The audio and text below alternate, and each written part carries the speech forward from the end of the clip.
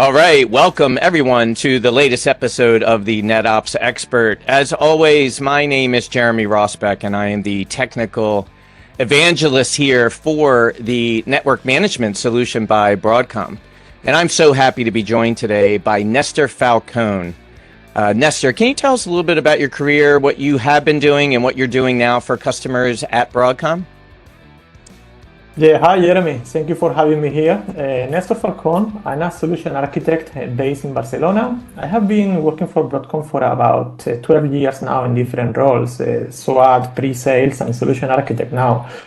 And right now I'm pretty much working with customers day in and day out, listening to their challenges and see how we can help them with our capabilities within the AOD NetOps portfolio.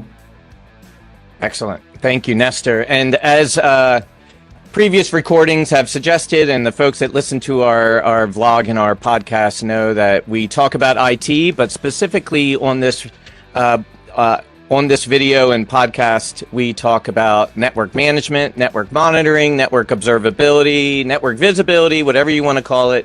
It's a 30-plus year IT field where the network has been and still continues to be the backbone of all of our digital and customer experiences. I must say, though, Nestor, I am really excited that the network is finally in the spotlight after these many years. It's not really about a set it and forget it, but it's really about maintaining up-to-date and real-time resiliency of today's network. So I'm going to ask you why you think the network is in the spotlight now, and why do we have to keep it in real-time resilient as possible as it relates to our topic today of network performance. Tell me why you think the network's in the spotlight today, and why do we need rapid and accurate isolation of network performance for today's digital experiences? Well, if we think about it, we are changing how we're using the network, right? Before it was easy. We had like direct connections between data center and the offices and so on. Now, with the explosion of cloud and SaaS, we're putting so much pressure on the one, we're putting so much pressure on network delivery. Everybody wants instant access to the applications in the cloud. That means that we need, when we monitor the network, we need to have a full visibility of all the different layers, right? Let's put an example. I'm now talking to you in this WebEx. We are going through Wi-Fi access network, one WebEx Cloud app, and so on. So if something goes wrong, where do we start looking at? It can take maybe 20 minutes to find out or to isolate the network domain. So in my opinion, visibility is crucial. We need to be able to understand the different domains involved in a connection and quickly isolate where is the problem. That's going to save us a lot of time and money. Instead of going into a war room with the responsible application infra network, we can just quickly pinpoint where is the problem. There are many capabilities needed to achieve that. It sounds easy, but it's pretty hard to achieve, to have the visibility and to consolidate all that data together. So you bring up a great point. You know, as folks have heard, when I ran data centers, it was a set it and forget it. It was direct connections. You knew every single hop, every single route, every single packet, every single user. But like you said, this WebEx that we're doing right now, this video, you're halfway around the world from me. You can imagine how many network hops and devices and technologies, old and new, that this experience is delivered through. How do you begin to find that network needle in a haystack if, you know, say, for instance, your audio was breaking up right now, or you were buffering, or you couldn't hear me as clear as I could hear you? Where do you begin? How do you begin to isolate that as quickly as possible? And I know you have best practices. Broadcom has best practices around how to achieve rapid and accurate isolation of what is a completely new and complex network delivery experience.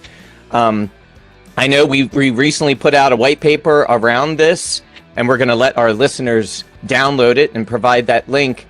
But in the white paper, we have various areas that I know you want to cover, whether it's advanced analytics or intelligent workflows for troubleshooting.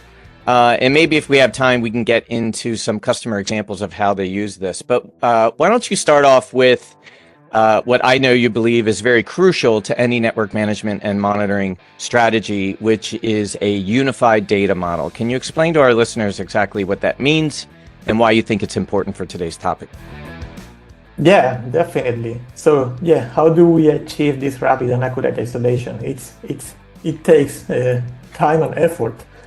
So one fundamental approach when we are going through network deliveries that spans through so many different vendors, domain technologies, virtualization, right? It's to be able to have a unified and scalable data model, as you said.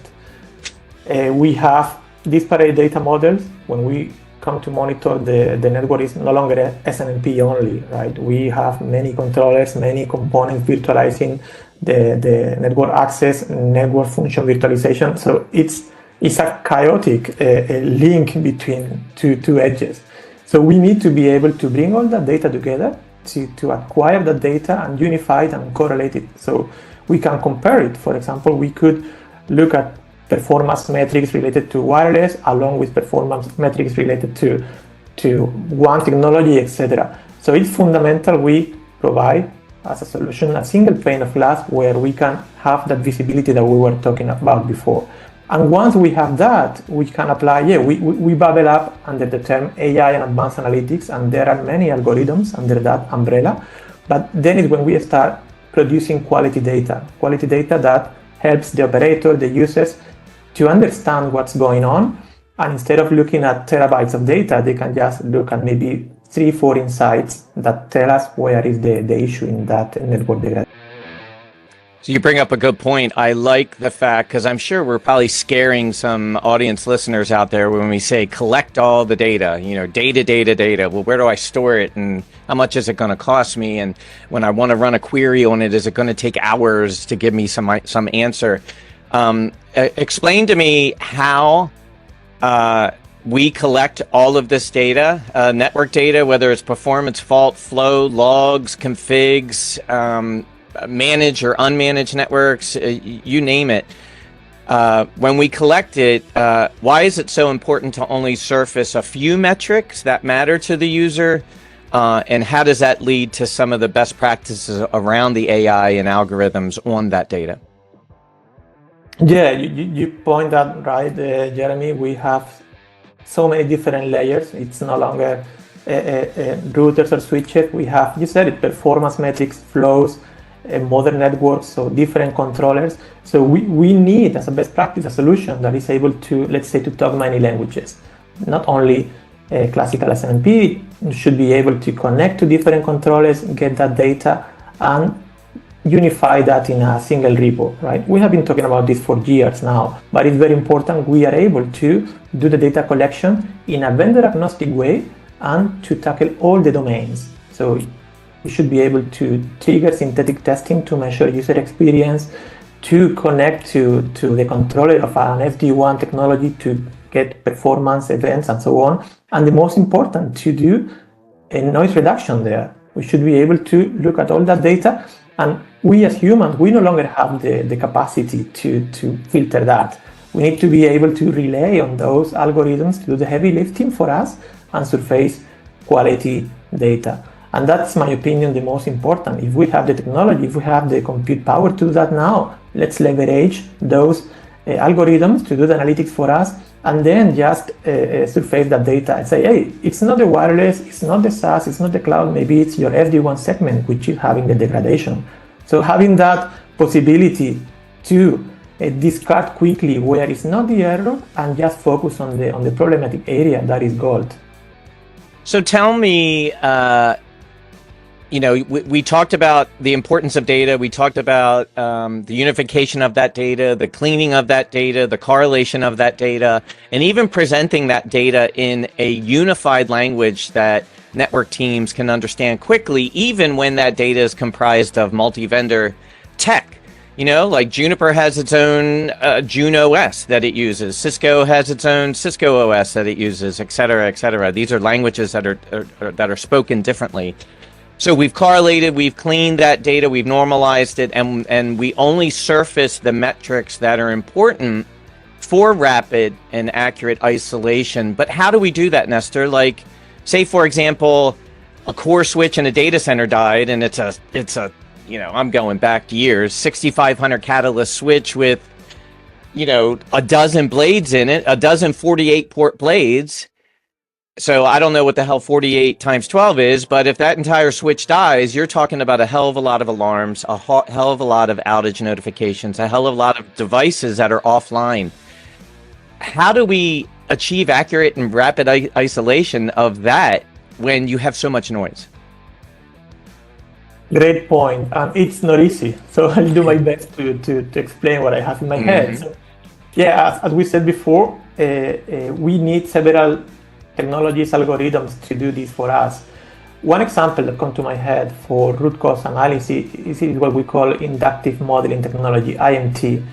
In this case, the network monitoring solution is going to build like a digital twin of the monitor infrastructure. You mentioned before Cisco Catalyst, so it's going to actually make a digital copy of all those elements, a digital model, so we can compare it to like a traffic map where we can quickly identify problematic nodes. And not only that, we can also understand the impact they have in the adjacent areas. So in that sense, if one big router goes down, I only want to know that that element has gone down, and there are many symptoms that are also impacted. So I just get, let's say, one single ticket, even if I have like several dozens of elements being impacted. So that could be one technology that can help us to eliminate the noise and just to face, let's say, the root cause. And if we do that very quickly, the solution is able to have this health of the network in real time. We are saving precious time to avoid the downtime. Another technology that we can use, and it's not new, it's called baseline calculation. It's actually quite common, but the way it can help us, it's having a monitoring solution, looking at metrics, learning metric behaviors over time. Let's say we are looking at the uplink interface usage, right? And then we understand what is the normal values of this usage. And then there is a security breach, the values start showing abnormal behaviors. The solution should be able to generate an event and let the users know, hey, what we're seeing now, it's not normal. We have never seen this behavior before. And it's able to do that because it has learned the historical behavior of those metrics. And we don't have any, let's say, ways to do that as humans, right? We need to rely on the capabilities of the solution to do that baseline calculation for us and generate those events to identify when there are an anomaly. So anomaly detection is critical, and then root cause analysis by having an inductive modeling technology are another example of those AI and advanced analytics. I love what you said about, say, a security incident, and the access point for that security incident is an edge network device, right? I'm going to have you on another NetOps Expert where we talk about the blending of the NOC and the SOC and why it's so important. Of course, high performance, high utilization on an interface on an edge device could be the most appropriate way to identify a security incident. So we'll talk about that topic at another time. Great topic too to talk about, but give us some more examples around proactive monitoring or proactive observability with this data besides, say, baselining or inductive modeling detection. Give us some other proactive abilities that our customers out there can do with this data to achieve that rapid and accurate isolation. Perfect. So another one kind of hot topic is how do we build projections on the metrics we have, right? So look, if we think about it, we have historical rich data that we have been collecting through different engines, collectors, and so on. So any network monitoring solution should be able to build projections on those metrics. So they are going to be goal for capacity planning. And again, if I'm collecting data on utilization of my network resources over time, and I can extrapolate or build a least square regression of those metrics, I can say, hey, if we continue using the network at this pace, which is probably ever growing with the current adoption of SaaS and cloud, in 2 months I'm going to run out of capacity, run out of resources. So we need to be able to leverage this data, build projections, see the overall trend and then generate an insight to say, heads up, we might run into a situation where we don't have enough resources to keep maintaining the operation of the network. So that is another example of how we can use this least square regression technology to understand the behavior of the network proactively and build those future projections. You and I have talked about this for years, and while a lot of what we're talking about today might seem standard for network monitoring and management practices in some of our customers' environments, being able to tackle the low-hanging fruit of achieving observability like we're talking about right now, I'm not aware that anyone out there is ready to induce and induct AI into network monitoring practices where it's automating everything and bouncing routers and switches without our knowledge. We're just not there yet. So being able to tackle this kind of low-hanging fruit of successes of data consolidation and correlation and proactive capacity planning, or other type of algorithmic ways to reduce noise in our NOCs today. These are all achievable successes to get closer to observability and how the industry defines it. I know another example of being more observable in today's complex networks is configuration management. Compliance, adherence. You and I know 9 out of 10 times, 8 out of 10 times, don't quote me on this, but when somebody misconfigures a device and they save the config and then they realize they've locked themselves out because that config was bad and the network is down, that is more common than we think with today's network outages, especially the ISPs and the cloud providers, the Amazons and the Googles. Why is configuration management and network device compliance so critical today? Still, it's probably one of the close to the number one reasons outages still occur even over the last 30 years. Why is it so important today? And what can users do to utilize that functionality to achieve this rapid isolation? You're right, Jeremy. That is a quite common source of problems in network management. We have you and I have fat finger configurations in the past.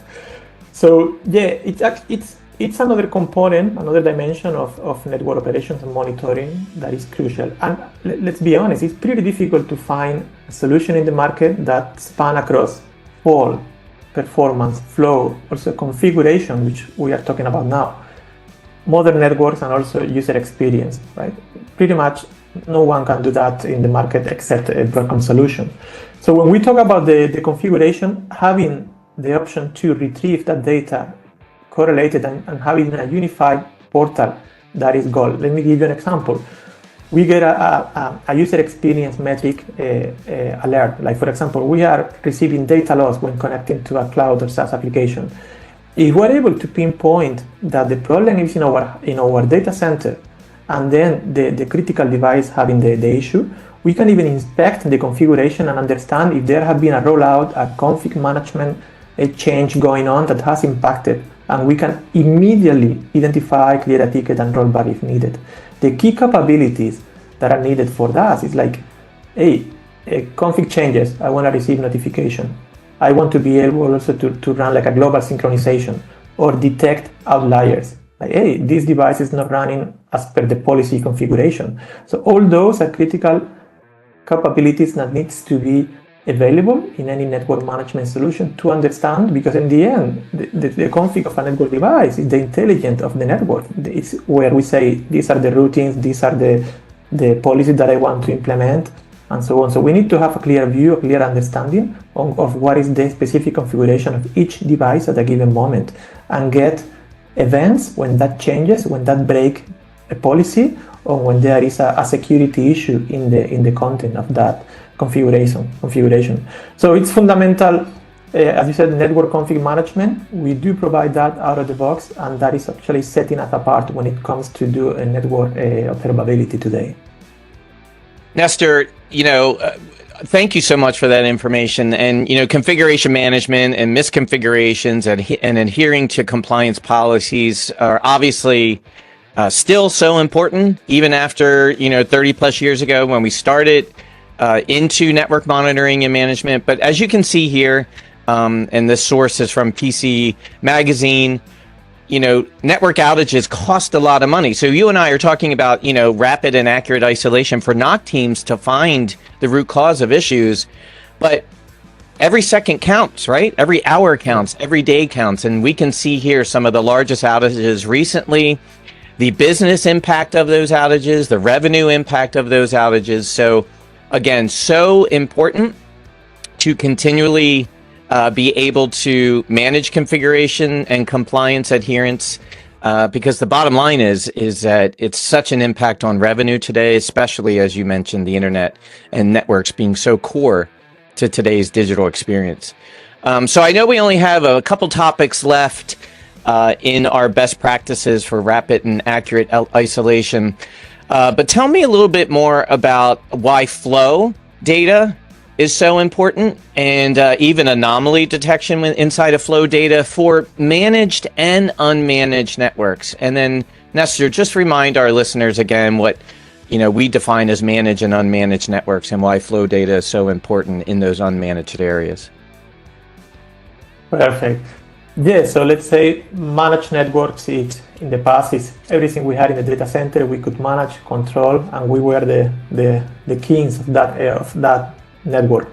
Now, as we said at the beginning, with the adoption of cloud, SaaS, SD-WAN, we rely a lot on the internet. That is a managed network. We don't have any control on the ISP. We don't even know which hubs the network delivery is traversing. And we have very little visibility and control on those elements. So that would be the difference between managed data center, what we own, what we monitor, and unmanaged, which is ISP, and let's say the internet, what we can say clearly. Why flow so important? So yeah, flow is actually coming from the NetFlow protocol. It's a protocol that will give us, by inspecting the header of the packets of the network, it will tell us which applications are using the network. So we can understand if we have like 40 megabits being used in a pipe, we can understand if that is Zoom traffic, Netflix traffic, business-related traffic, or just other non-business related. Understanding what is it in my bandwidth, it's critical, right? Bandwidth is a finite limited resource, and we need to understand if we're making an efficient usage of that. Otherwise, we're going to end up making capacity planning for a pipe that maybe is overutilized for non-business traffic. So if I'm monitoring the network, it makes sense. I understand what is using it.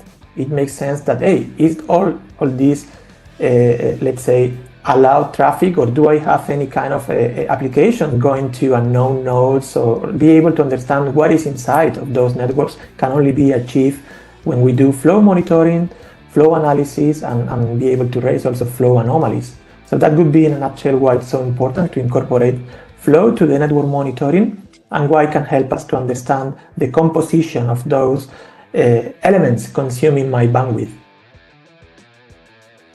That makes so much sense. And I want to, again, show our viewers what that can turn into when it comes to being able to understand flows as well as logs and fault and performance in those unmanaged networks like ISP and cloud providers. So a customer of ours, financial customers of ours, FIS, they talked about being able to extend their visibility beyond the edge of their networks into these unmanaged networks like ISP and cloud providers, and even into their own customers' data centers. So again, look for the link to this customer success story in the show notes. But just real quick, being able to utilize the Broadcom network management solution, especially the AppNeta portion that enables our customers to see network performance metrics inside of these unmanaged networks like ISP Cloud. FIS had a customer that was complaining that they had network latency when it came to utilizing an application and data that FIS hosted for them in their data center. FIS spent a year trying to troubleshoot with this customer, where the bottleneck is, where the fault was, where the root cause was. And until they utilized the expanded network edge visibility that AppNeta provides inside of our network management solution to be able to see what was happening inside of that customer's data center, especially at the edge of that customer's data center, and the network path that led from the customer's data center to the FIS data center. They quickly realized, and I mean within minutes, that a customer based inside of the customer's data center at the edge, a misconfigured F5 load balancer was the culprit. And that is why there was network latency or packet drops, and they did not have an exceptional customer experience with the application and data that FIS was hosting for them. Again, expanding visibility, being able to collect as much data as possible with that visibility, and then utilizing patented and expertise algorithms and triage workflows to be able to quickly find the root cause of a network performance issue, even when you don't own the infrastructure. That's the nirvana, isn't it, for NOC teams today? Completely, you said it, right? Now we need to be able to look outside of our data center borders, right? And understand, is it my problem? Is it the ISP? Is it the cloud? And if we can quickly isolate that, it's OpEx that we are reducing in the end. So yeah. So Nestor, one final question. I know I'm popping this up on you and you're going to give me a quick stare as what are you doing, but I know you can answer it because you've been in the business for a long time. Give us another customer example, especially in EMEA, across the pond from us here, around a customer of yours being able to achieve rapid isolation and the outcomes they were able to even see with business impact for that positive addition to their NetOps processes. So yeah, one example would be, we have like an MSP. They were actually using several SD-WAN vendors, and again, each of them had their own console application tool set. So having the possibility to bring all that data together to standardize the workflows. Let me give you an example. If I having an issue with this SD-WAN provider or with ABC, I don't need to go into the specific console or the specific application to act upon the problem there. If I can bring all the data together and standardize the workflow, that is in the end time that I'm going to save, money that I'm going to save, and it's going to make it much more efficient, the troubleshooting and the isolation of the problem. So that would be an example of how we have ensure the network transformation when having modern networks, SD-WAN providers, etc., and how we can, as I said before, consolidate all that data, standardize the workflow, and help to bring all the visibility into a single pane of glass. And as you said before, now with the FIS example, it doesn't matter if the network is owned or not owned by us. We can just bring that data together, have AppNeta to provide that visibility end-to-end, to have visibility into each domain, and quickly determine which party they're responsible. So we can act quickly and we can just attack the right problem. You know, it's funny, the clear example you gave around reducing tool sets, or at least consolidating the data they collect into one unified language that's been correlated and cleaned and normalized across different technologies. Nestor, this is a use case that our customers, as well as you and I, have been dealing with for 30 plus years.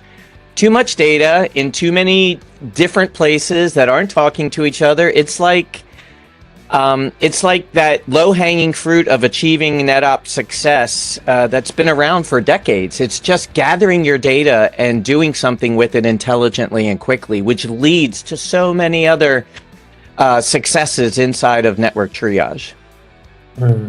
We often hear that we don't have from our customer, we don't have the time, we don't have the resources, right? Imagine if they have a disparate tool set, it's going to be really hard to achieve rapid and accurate isolation of the issues. So it's fundamental to standardize, to consolidate the tool set, and only having a single pane of glass, you can implement intelligent triage workflows that are going to help you to standardize, to automate, and be much more efficient when it comes to solve the issues of the network. Nestor, I want to thank you again for all your great knowledge and our best practices around how to achieve rapid and accurate isolation of network performance issues in managed networks and those we don't manage, like ISP and cloud providers. I want to again remind our listeners that in the show notes you can download the white paper that Nestor and other team members of ours have written on this topic, as well as I will add the link to the FIS success story that explains some of this expanded visibility into unmanaged networks. Nestor, I know I'm going to be inviting you on another episode of the NetOps Expert around the 5 important steps in order to troubleshoot modern network performance. So I invite our listeners to stay tuned for that. Nestor, any final words before we sign off? It's great having this conversation with you, Jeremy. I hope that our listeners have found it interesting, relevant, and it can really help or find some inspiration on their day-to-day network operation challenges. Nestor, I miss you, buddy, and I really enjoyed this conversation as well. So again, I invite our listeners to stay tuned for another great episode, all things IT, all things network monitoring and management, on the next edition of the NetOps Expert. Thank you.